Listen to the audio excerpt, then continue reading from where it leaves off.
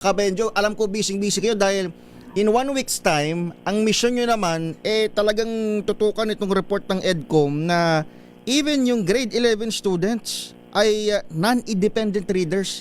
Katawang ho kayo dyan talaga bilang kayo bahagi ng kaguruan natin, Sir Benjo.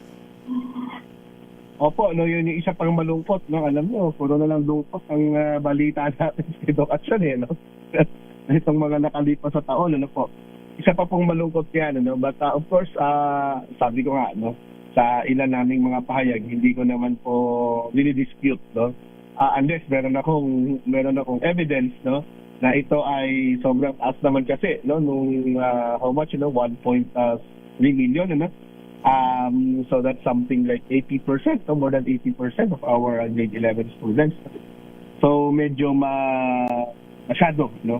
Hindi medyo, kundi masyadong mataas dito, no? Akalungkot, no?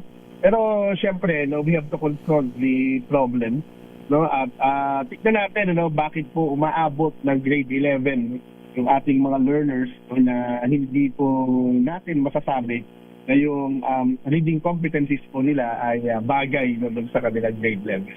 Kaya dapat po talaga ito tignan, no? Ang aming gustong makita dito, gustong solution po dito ay tiyakin, no, ng ating Department of Education, no, na lahat ng bata, no, na umaakyat doon po sa grade 4, no, bago umalis na grade 3, lahat talaga ay marunong magbasa at nakakabasa po with comprehension. Yun Yun po ang sana importante.